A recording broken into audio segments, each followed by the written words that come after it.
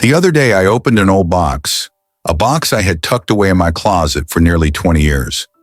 Inside were a few faded photographs, some yellowing handwritten letters, and a movie ticket from 1984. I smiled. Turns out I still kept the smallest things. There was one photo I paused at for a long time. 5 people stood shoulder to shoulder, smiling wide during a picnic in the countryside. We weren't dressed fancy. We didn't pose, but our eyes sparkled with joy. Back then, we thought we'd be friends forever. Now, I'm the only one still alive. One passed away from illness. One moved to a care facility, her memory fading. The other 2 we lost touch long ago. I didn't cry. I just sat there quietly, because something inside me whispered a truth I had never faced when I was young. Friendship doesn't always end in a fight. Sometimes it just fades like a sunset no one stops to watch. I used to live a very busy life. There were always calls, messages, invitations to dinner, to trips to coffee.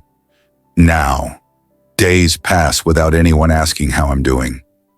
Evenings grow so quiet I can hear the ticking of the kitchen clock from the hallway.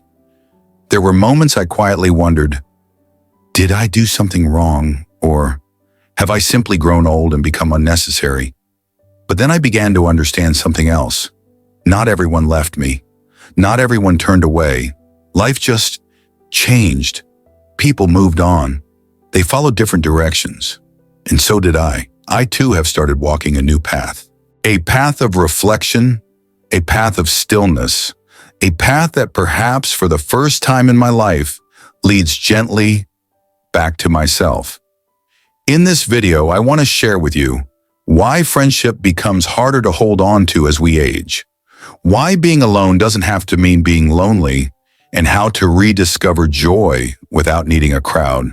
If you've ever felt a quiet ache when a close friend forgot your birthday, or when the call you waited for never came, or when you wished just once that someone would sit beside you for dinner, then this video is for you. This is a conversation where you don't have to pretend to be strong, where it's okay to feel tender, where you might realize that what you've been searching for in others was always waiting patiently within you.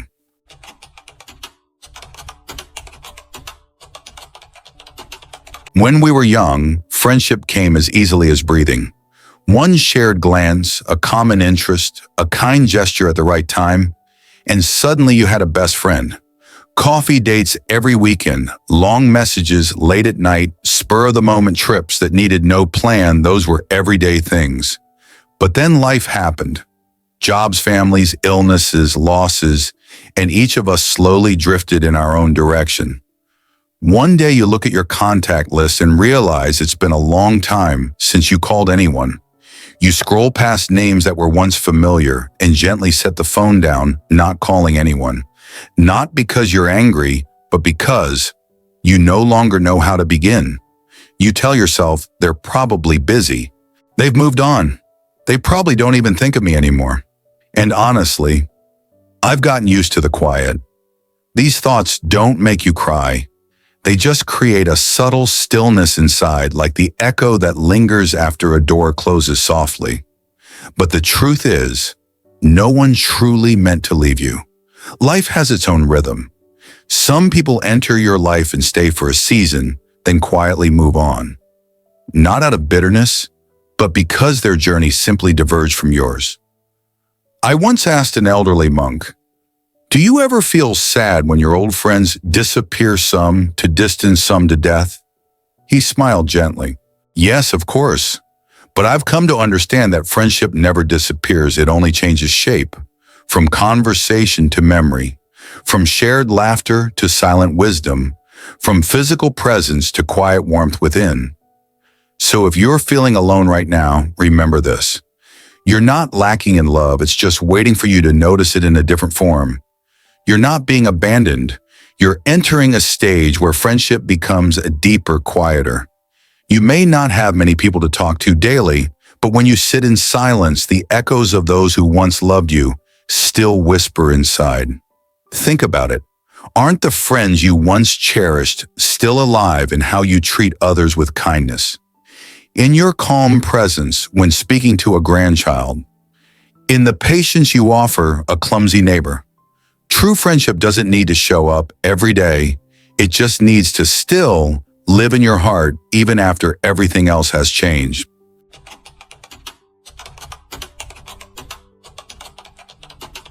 There's something I've learned, something I wish I had understood earlier in life. Being alone is not the same as being lonely. For a long time, I believed otherwise. I thought that a day without someone to talk to was a sad day, that silence meant something was wrong, that if no one called, no one asked how I was doing, then surely I was being forgotten. But then I noticed something strange. There were days I was surrounded by people at a family gathering, a birthday party, a lunch out, and still, I felt like I didn't belong. I smiled when it was expected. I nodded politely, answered when asked, but deep inside, I felt unseen. That's when I realized loneliness isn't about how many people are around you. It's about whether you still feel connected to your own heart. We live in a world that makes us fear solitude. Social media shows us gatherings, laughter, constant togetherness. So when life slows down, when the house grows quieter, when the phone doesn't ring as often, we start to believe something is wrong with us. But the Buddha taught that silence is not something to fear. In fact, it is in silence that we begin to hear clearly, not the voices of others, but the voice within. Solitude isn't a punishment. It's a space, a sacred one, where we can meet ourselves again. It's in those quiet moments that we start to notice the texture of our breath, the way sunlight moves across the floor, the small joys that never needed to be loud. Loneliness makes us feel like we are missing something. Being alone helps us realize we are already enough. If you're in a season of life that feels unusually quiet, don't assume you've been abandoned. Maybe life is simply offering you the gift of being with someone you've long forgotten to spend time with yourself. You're not broken because you spend more time alone. You're not forgotten just because fewer people check in. And you don't need to fill the silence to feel okay.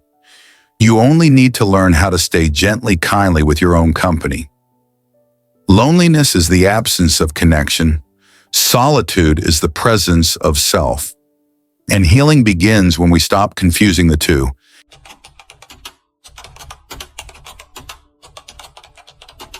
As we grow older, our circle of friends grows smaller. Some are busy with grandchildren, some move away, some don't use social media, and some have quietly departed from this life.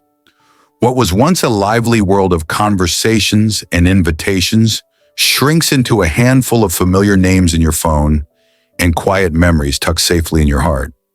There were times I thought, well, that's the end of it. No more spontaneous calls, no more loud laughter echoing over the phone, no more feeling like someone just wanted to ask, hey, are you doing okay today? But one quiet afternoon, I learned something gently powerful. Connection doesn't require a crowd. Sometimes one person, one real connection is enough to warm the soul. We once believed friendship meant frequency, seeing each other often, talking regularly, going places together. But the longer we live, the more we realize true friendship is not about constant presence in our lives. It's about steady presence in each other's hearts. Here are a few gentle ways I've learned to nurture connection, even when the people around me have become fewer. 1. Reach out without expectation. Send a short message to an old friend you came to mind today. I hope you're doing well. No pressure for a reply. No strings attached. Just a small moment of presence you offer freely. 2. Open to new, quiet connections. A kind neighbor, the friendly woman at the market, someone at your meditation group or local cafe. You don't need a new best friend. You just need people you can greet with warmth in your eyes. 3. Write a letter. Even if you don't send it, write to an old friend, someone who's passed on, or even to yourself. Write to remember you were once deeply connected. You once loved, and that love still lives inside you. Friendship doesn't die. It simply moves to a quieter space, no less meaningful, just more still. You don't need many people to feel connected.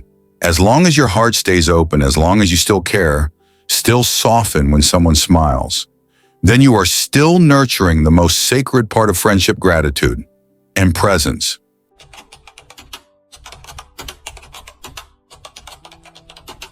There comes a time in life when the house is quiet, not just because others are away, but because you finally slowed down enough to hear your own breath. And in that quiet, something unexpected happens. You begin to meet parts of yourself you never knew were waiting. For decades, you may have been a parent, a partner, a worker, a helper. You were busy caring for others, solving problems, being who you needed to be for everyone else. And now there's space. No one is asking. No one is calling. And you might feel like something's missing. But what if that emptiness isn't something missing, but something returning? In Buddhism, there is a deep teaching. Everything we search for outside of ourselves, peace, clarity, worth, already exists within. But we can only find it when we're finally still enough to look inward. Being alone isn't a punishment, it's an invitation, a doorway back to your own presence. It's in the silence, the long walks, the solo mornings, with tea and a journal, that you start to remember who you are beneath all the roles you used to play. You might find that you enjoy your own company more than you thought. You notice beauty in small things again. You no longer need noise to feel real. You start to listen, not just to others, but to the quiet voice inside you. And most of all, you begin to reclaim something that modern life often steals your right to simply be. Not productive, not entertaining, not needed by anyone else. Just here, still, alive, whole. Solitude is not what breaks us, it's what brings us home. Let this be your season of return. Return to simplicity, return to gentleness, return to the person you left behind when the world asked too much of you. Yourself.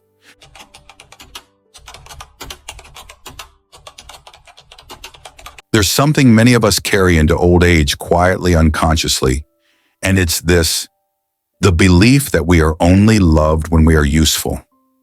We spent years being dependable, saying yes when we were tired, showing up even when we needed rest, being strong for everyone else, and somewhere along the way we started to confuse love with approval.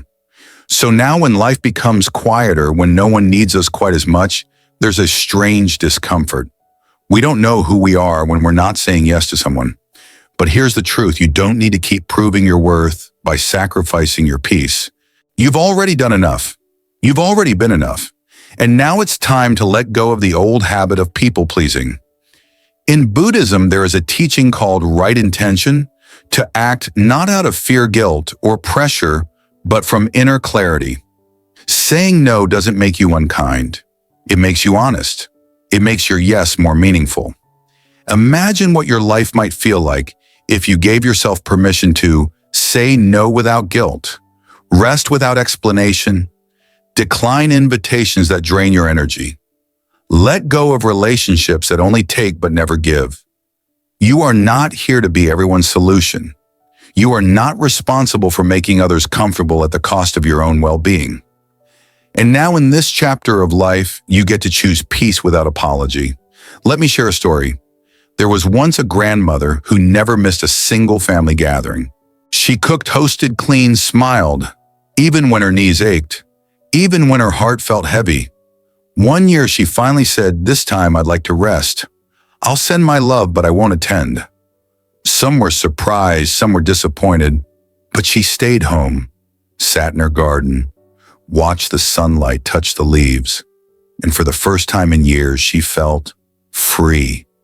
Sometimes the greatest act of self-love is choosing your own peace over others' expectations.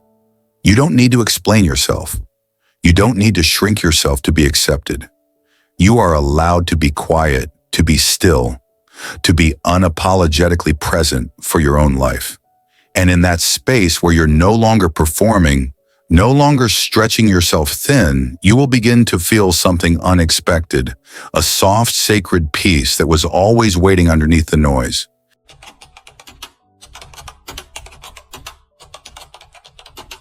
If If you've come this far, maybe something in you has softened. Not because the silence has disappeared, but because you've begun to see it differently. Yes, friendships change. Yes, your phone rings less. Yes, there are days when no one checks in. But none of that means you are any less loved, any less worthy, any less alive. You see now loneliness and solitude are not the same. One drains you.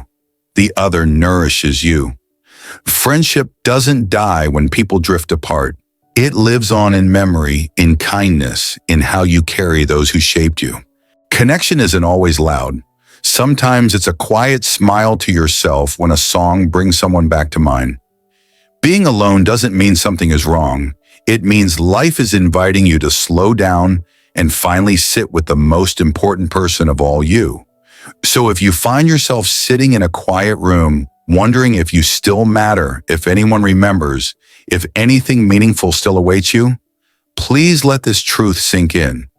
You are still here, and that alone is reason enough to keep showing up for your own life. You are not invisible. You are not forgotten. You are simply in a new chapter. One where meaning isn't handed to you, you get to create it. Take walks that nourish you. Write letters you may never send. Brew tea and drink it slowly. Look out the window not for distraction, but for presence. Let friendship, connection, and love become quieter, but deeper. And remember this: you don't have to be surrounded to be supported. You don't have to be needed to be whole.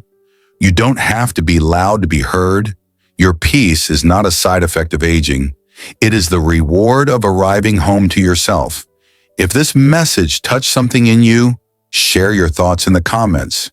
You never know who might read them and feel just a little less alone. And if you'd like to keep walking this path together, subscribe to Mindful Healing. We're not just growing older, we're growing wiser. And this journey is far from over.